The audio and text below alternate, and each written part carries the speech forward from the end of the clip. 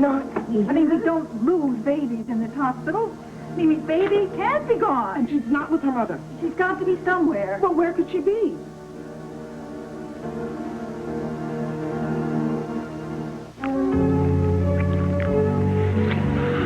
Why don't we find an empty room around here that you and I... Edmund, out. Don't. You gotta stop, because this is my dinner break. Oh, this is a great dinner right here. I know, but you gotta stop. Edmund. This is a whole new approach to dieting. Every time you're hungry... Come on, Edmund. Anybody's gonna walk in here. Who's gonna walk in? Edmund! What? Come on. You promised we would spend this time making wedding arrangements. We've got to do this. We've got to make some plans, okay? Erase whatever you were thinking before and think wedding. All right? Now, you don't make me do this by myself, please. You promised. Yeah, I did. You're right. All right. You plan the wedding day. I'll plan the wedding night. No. Edmund, concentrate. Would you stop? Concentrate. Okay. Okay, number one. Attendance. Julia is going to be my maid of honor. She was born to be maid. And Dimitri is going to stand up for you. We may have to prop him up. Dixie is going to be my bridesmaid. Say what? And you need one more groomsman. What? Dixie's going to be in the wedding? That means Tad Martin is going to be at the wedding?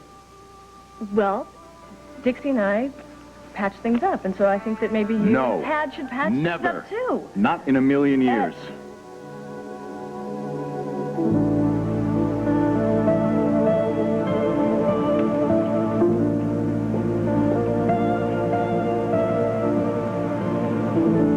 I just want to spend some time with my son. Come on, Brooke. I made a lot of plans with Jamie, and I want to follow through on all of them.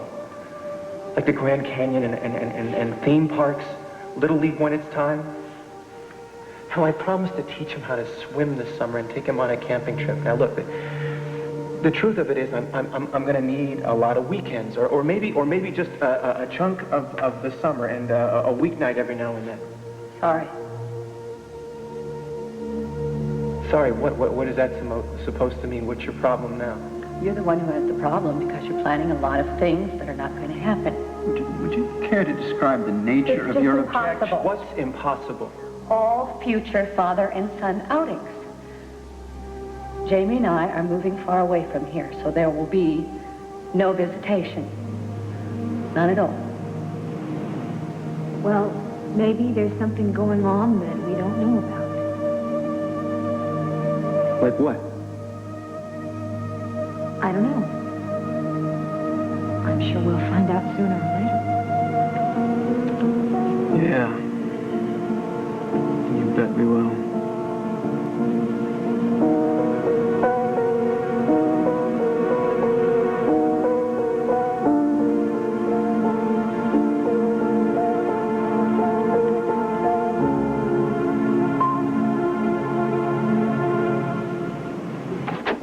Dixie. Uncle Palmer. Come on in, come on. Thank you. Well, Dixie, what brings you? Honey, what's the matter? Well, that's what I'm trying to find out.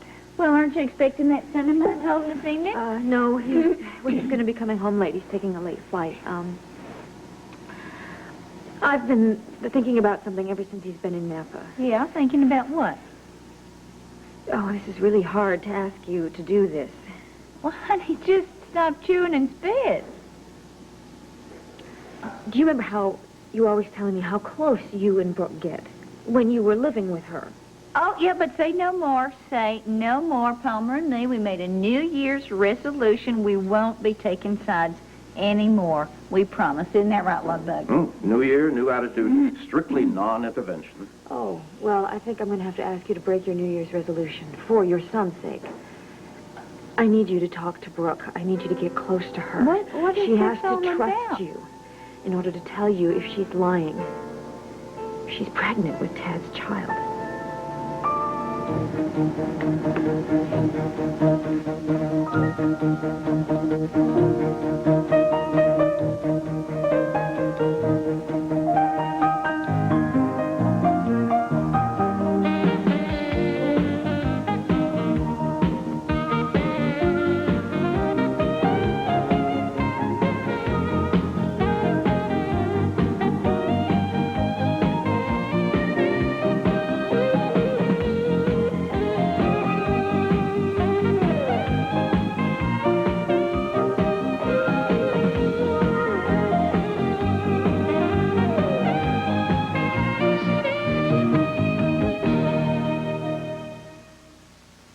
all my children, brought to you by the Crest Complete toothbrush. Crest Complete helps maintain a dentist clean. Wheedling information out of people is one of your God-given talents, Opal. Well, yes, it is, but, honey, there's nothing to wheedle. I know. You could get her to tell you the truth. Brooke isn't pregnant. So she says. Because it's the truth. What if it's not? What if she's lying? Oh, that's bull, Tweety. Now, I know Brooke English, and she would not lie about something as important as being pregnant. In my experience, given the proper reasons, anyone would lie about anything. Well, then that's the exception that proves the rule. Because Brooke would not lie about something like this. Oh, why not? She lied to Tad to try to get pregnant in the first place. One lie begets another. But would you just take your 2 cents out and put a sock in it? Sorry, precious. I wish everyone would just get over this image of Brooke as Mother Teresa. She's a human being. She makes mistakes. She lies. We have been through this before, Dixie. Brooke did what she did because of what you and Tad did. And, you know, it seems to me that it's rather ungenerous behavior coming from the winner. You are the one that ended up with Tad. Brooke is the one who's stuck out in the cold. Now, I don't understand for the life of me why you are so all-fired worried. Now, I take the sock out for a moment. Yes, of course, Ludwig. When my niece gets up a head of steam like this, it's usually for a good reason. Now, Dixie, I'd like to know, for one, just exactly why you think Brooke is lying about that pregnancy. Thank you, Uncle Palmer. I ran into Brooke at the boutique, and we exchanged a few words. Few but choice, I'm sure. Boy, I'm sorry I missed that. Well, I wish you had been there, and you'd be as worried as I am. What'd she say? Something along the lines that she's not going to leave her marriage empty-handed. Maybe she's taking the dishes. She's hiding something. You are getting paranoid. I'm not. There's more. The lawyers met.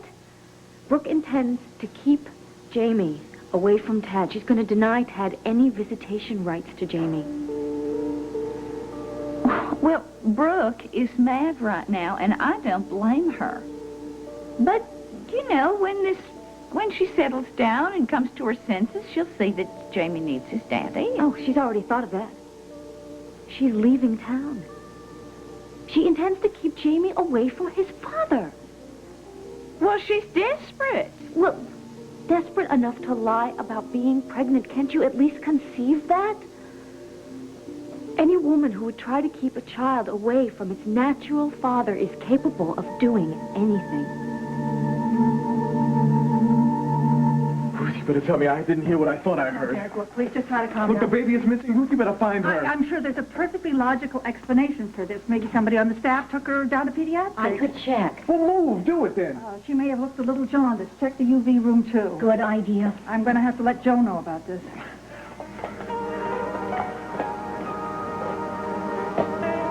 Don't be frightened. They'll find her. This is a good hospital. Everything's going to be just fine.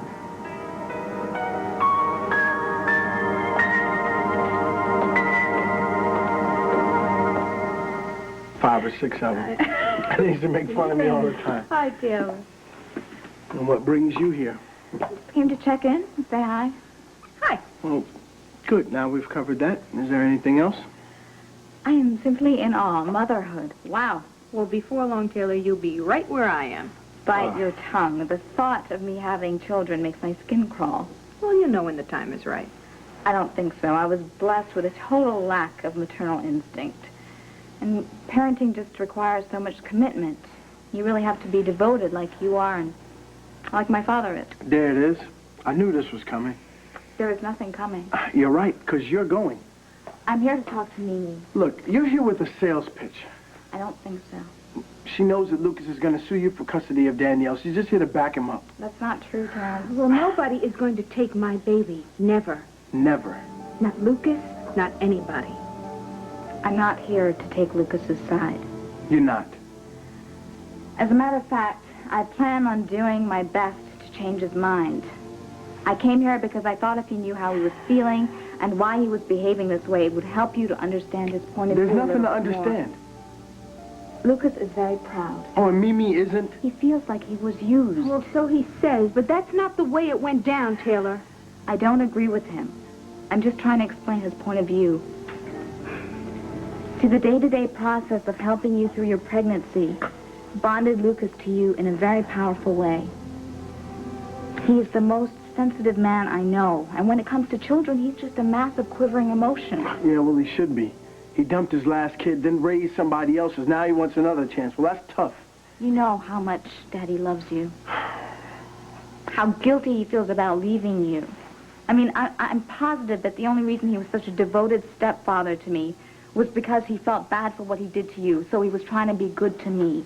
Believe me, Terrence, I didn't deserve him. I was a brat from hell. That hasn't changed a bit now, has it? Well, just let her finish, Terrence. When you chose to marry Derek, Lucas was crushed. He's responded by lashing out in the way that'll hurt you most. Why don't you tell us something that we don't know? I'll tell you this. Lucas is a good man, and he won't carry out his threat. Because in his heart, he wants what's best for you and the baby. Even if he is the biological father, Danielle is better off with her mother, and he knows that.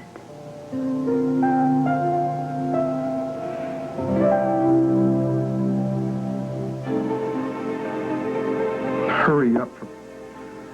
Yes, yes. Right. Belize. Hold on a second.